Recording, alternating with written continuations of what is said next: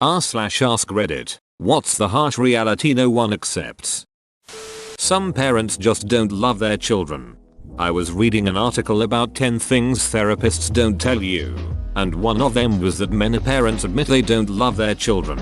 This one scares me. Edit. Found the article. Not the most scientific. https://bestlafionline.com therapist secrets as to why it scares me. When my son was born, he was more a stranger in my house and it was not a love at first sight. I was happy to some extent but never felt like you see in movies. I talked with therapists and be reading about it here and there. Not uncommon for dads to have to work on bonding with newborns. Son is now 10 months and much improved on bonding.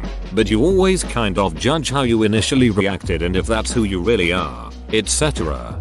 It would help if people actually gave a thought into having kids and didn't just have them because it's what you're supposed to do. Beauty matters in how people treat people. Going from a skinny guy my whole life to becoming a chubby guy in about a year has really shocked me how people treat me differently. How do they treat you as chubby compared to skinny? You don't always keep the good friends you meet, but that doesn't mean you can't make more later on down the road. Edit. Thanks for my very first platinum, gold and the silver. You guys are awesome. From the BoJack Horseman finale, and something I've realized and made peace with. I think there are people that help you become the person that you end up being, and you can be grateful for them, even if they were never meant to be in your life forever. Alexa, play Mr. Blue. Some people just can't be saved. You could give them every benefit in the world and they still could choose to throw it all away and you can't do anything about it. This is a tough lesson to learn. People have to want to change. Nothing you can do can make people change if they are resistant to it. Edit. Thank you so much for these awards, kind strangers. Very few people truly accept their mortality, and most of the time when it truly sinks in, people get scared and want to avoid it.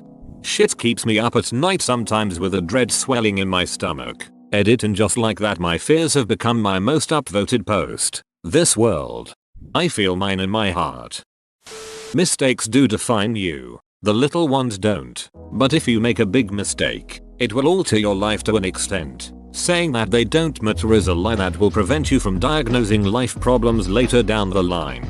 This is something I wrestle with a lot in terms of my recovery from alcoholism. I quit young, at 24, and have been sober 7 years without relapse. Despite that accomplishment, I have alcoholic neuropathy, nerve damage, that will never go away no matter how long I'm sober.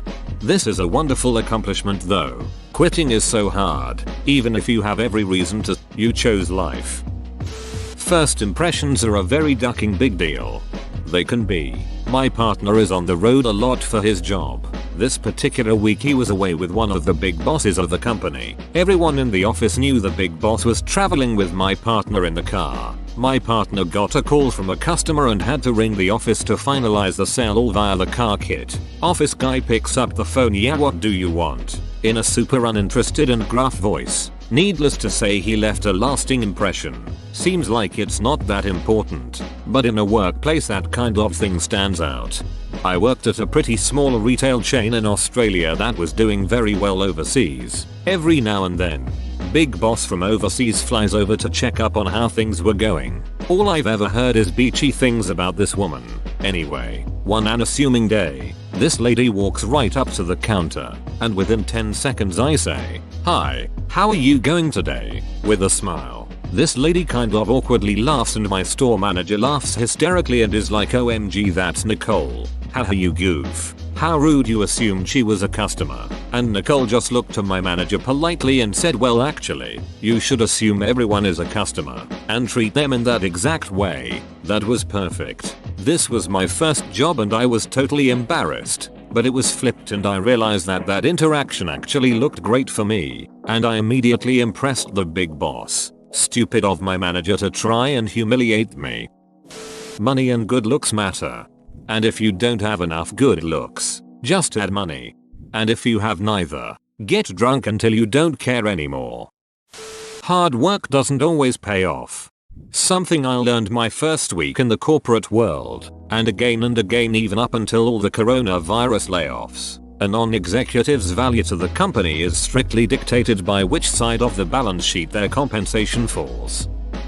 Pain is inescapable. Not even acknowledging that pain is inevitable and preparing for it ahead of time can lessen it. You will be taken by surprise. You will be hurt. You will not enjoy it. You will not be able to numb it. And there is nothing you can do except take it on the chin. Edit. I guess I should add. It's true you can prepare yourself to experience certain kinds of pain and lessen its impact. But when I said this, I meant that eventually something was going to come up that you never prepared for and cause pain anyway. Just didn't do a good job of making that clear. Sorry. Oh, and yes, pain can also bring about growth. I don't disagree with that at all. I am reminded of an iconic quote from Robert Heinlein's Stranger in a Strange Land, and I paraphrase, I have discovered why humans laugh. Not because there is a levity, but because there is a wrongness. Humans laugh because something is wrong. I see ye laugh, what is wrong here? Some people just don't get a happy ending. Some people never find happiness or satisfaction. People tell you that there is light at the end of the tunnel, but for some people there isn't. They never get to see any light, just darkness. Yep, I once lived with someone like that. She was in her 70s 80s and I rented a room in her house for a few months. She was truly miserable. She told me about how she grew up in Turkey with an absent father and abusive alcoholic mother. She told me how she escaped her overbearing family by marrying an Indian diplomat. Then how her husband abused her for years. She was missing teeth because of it. Then when her family moved to Canada, how she worked for years for her husband and kids with no thanks. By the time I moved in with her, she was all alone, living in low-income housing, yelling at her kids on the phone once a week about how they are terrible children who never visit, and ranting to me about how terrible her life had been and how many regrets she had. She was an awful person to be around, but it was clear she had lived a life full of suffering. A parrot can't say anything they haven't heard. Sometimes people who have only lived through malice and hate can't understand or reciprocate love. It's really difficult to do something that no one has shown you before. It's much easier to stick with what you know. That I don't care that you broke your elbow. Or duck. I can't believe you've done this. Context for those who are not familiar with the meme. Not everyone is going to like you, no matter how hard you try. Do I need to be liked? Absolutely not. I like to be liked. I enjoy being liked. I have to be liked. But it's not like this compulsive need to be liked, like my need to be praised. Would I rather be feared or loved? Easy. Both. I want people to be afraid of how much they love me.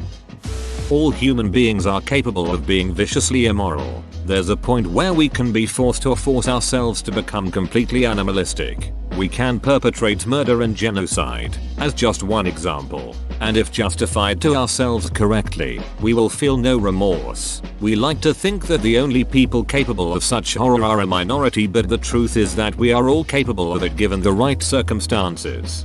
There is a Star Trek film that deals with this, Nemesis.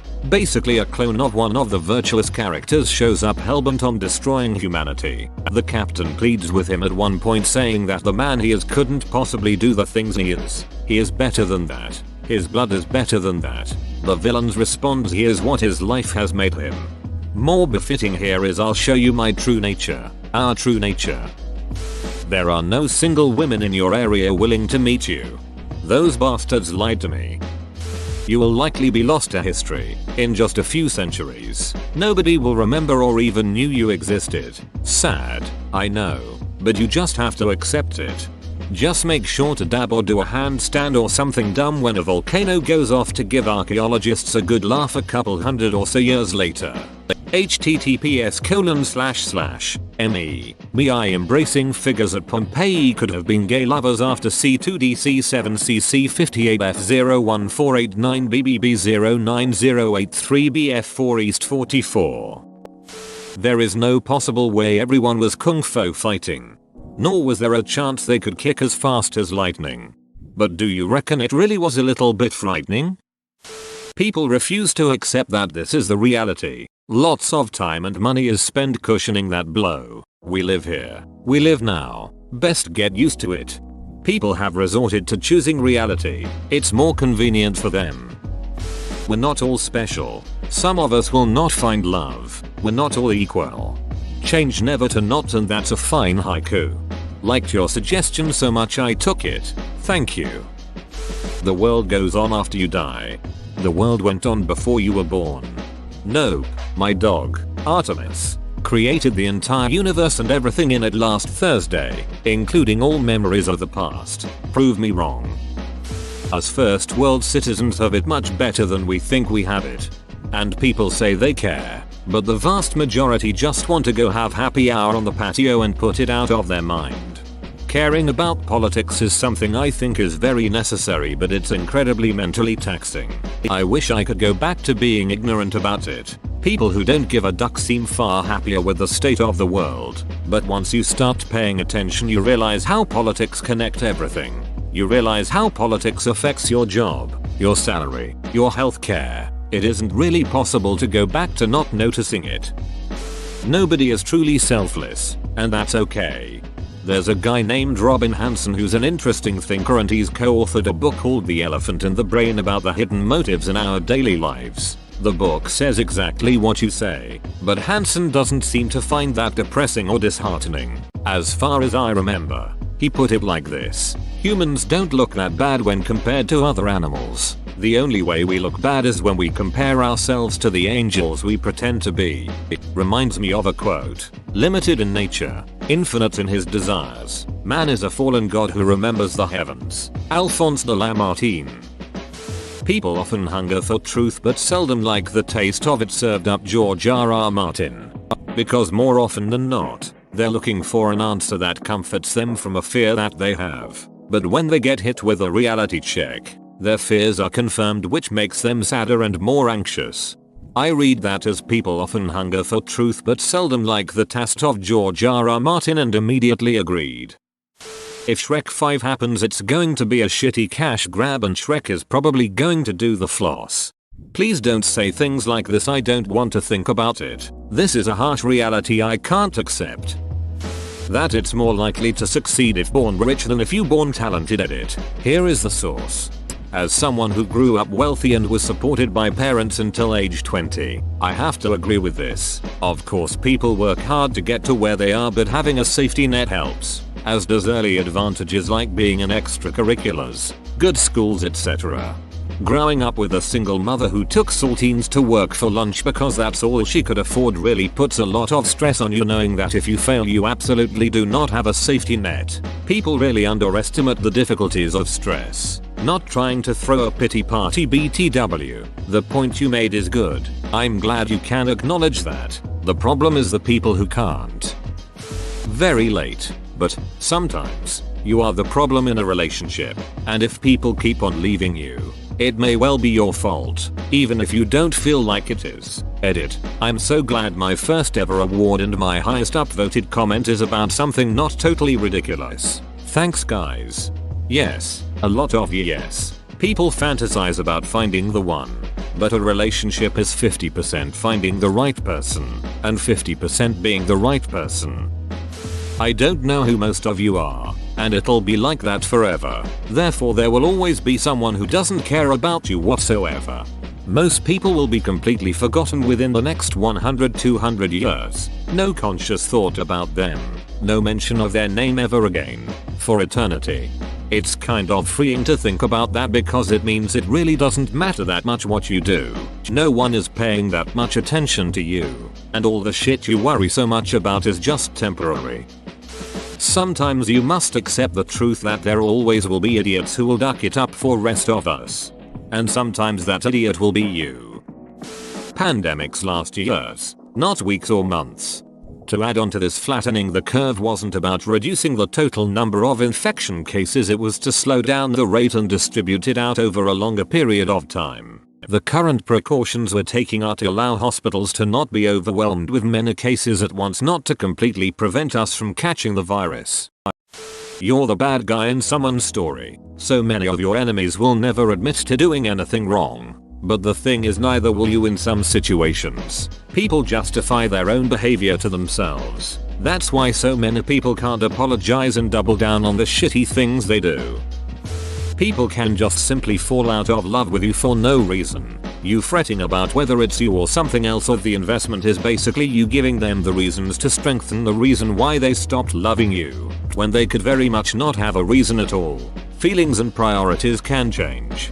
More people need to understand the difference between lust and love. Lots of young people think they love their so, but it's really just lust. It takes hard emotion sometimes to figure out who you truly love. Like how some people don't become religious until someone they truly cared about dies. A friend of mine did something really dumb once and ended up in the hospital for 2 days. When he finally woke up, to his surprise his girlfriend was there, and was the only one there. Turns out she knew something was up when he wasn't answering the phone. She found him at his apartment and called 911, and took off work for the next 2 days to stay with him in the hospital until he woke up. As you can imagine, the emotions of hearing that in person hit him hard, and that's when he found out how much he loved her. It's like how people become best friends after surviving something very difficult together. Yet most people today never get close to death, and people are simply friends because they were neighbors. Perhaps people like to be lied to, they don't like finding out they've been lied to. Pikachu is a slave, which is crazy to me. If united, the Pokemon could easily kill every single human on Earth. There's a group of people out there in the world that would be very happy to see you every day and love you and accept you for exactly who you are. You'll probably just never meet them. No one but you and your loved ones gives a shit about your problems, and no one is obligated to give a shit about them. Hell, I don't give a shit about my own problems. That seems to help. That it's really not butter. The male G-spot is in the anus. You can't be anything you want to be. I really hate people who says money doesn't make you happy. Well, that ducking depends. Have you been so poor that you had to choose which days you ate food and not, so you could pay rent or utilities and not end up on the street? I have both had and not had money. Seeing that the period when money was really tight, more like non-existent, only brought me down to a level of constant suicide thoughts and some half-assed attempts. I very much prefer having money like I do now. It has made me be a lot happier overall. Not everyone will turn out to be a superstar or super successful in their lives. Beauty and money matter a lot. The world is nicer to rich and beautiful people. We all benefit, in one way or another, from others who are oppressed. Your government does not have your best interest at heart. At any time a giant space rock could come duck our shit up. Life goes on. No one is as important as they think they are. There is no meaning of life. Rather, you make your own meaning. We're all going to be forgotten someday, even the most famous of us. So just do what makes you happy and feel fulfilled. This question is catnip for the anti-social edgelord teens of Reddit. Not everyone finds love. This thread is filled with harsh realities that most people do accept. Britney Spears is a slave to the music industry, and so are most popular singers. Whoa, you made it to the end? You're a ducking beast. I'll cut you a deal. Smash like and subscribe for more curated content, bruh. It's free and that's a great price.